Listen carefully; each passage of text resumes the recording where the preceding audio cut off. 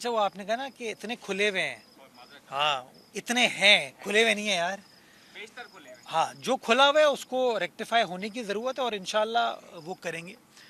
جو نالوں کو کور کرنا ہے جن جن جگہوں پہ, دیکھیں آپ اگین میں بلیم گیم میں قطعی طور پر آج نہیں جانا چاہتا.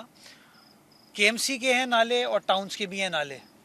اسی نیپا چورنگی پہ آپ نے دیکھا ہوگا اور لوگوں کو کہتے ہوئے کہ ہم نے کلیئر کر دیا, لیکن اب وہ کہتے ہیں کہ نہیں یار یہ ایریا کسی اور کا ہے. تو میں جو اپنا ایریا ہے, آج مجھے ایک ایم پی اے صاحب کا فون آیا, انہوں نے کہا کہ جی فلاں جگہ پہ ڈرین کھلی ہوئی ہے. تو میں نے وہ میونسپل سروسز والوں کو وہ فارورڈ کیا اور میں نے کہا جی اس کو دیکھ لیں, ریکٹیفائی کریں. تو پہلا جواب مجھے ان کی جانب سے یہ آیا کہ سر یہ ہمارا نہیں ہے, ٹاؤن کا نالا ہے.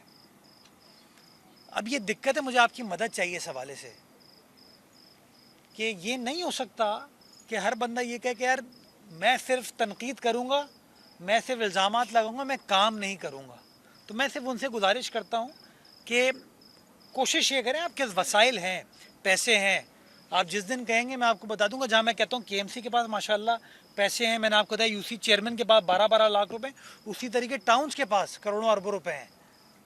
وہ بینک اکاؤنٹ میں رکھنے کے لیے نہیں ہے, وہ عوام کی خدمت کے لیے, ان مسائل کو حل کرنے کے لیے.